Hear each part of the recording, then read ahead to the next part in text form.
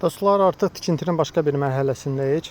Qazılmış oyuğun daha da konstruksiyası möhkəmləndirilməsi məqsədi ilə bunun içərisinə bu cür formada olan dəmir qəliblər yerləşdirilir.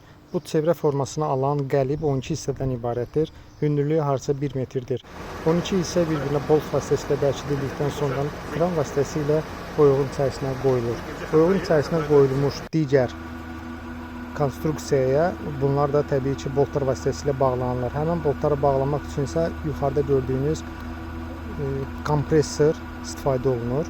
Kompresor vasitəsilə bir-bir bütün boltlar yuxarıdan aşağıya, sağdan sola, yəni hər biri bərkidilir.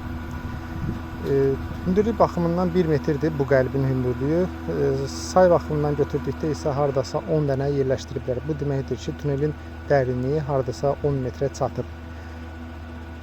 Bundan başqa növbəti videolarda biz sizə içərisinə qoyulmuş traktor vasitəsilə quyunun biraz da dərinliyini dərinləşdirməsini göstərəcəyik.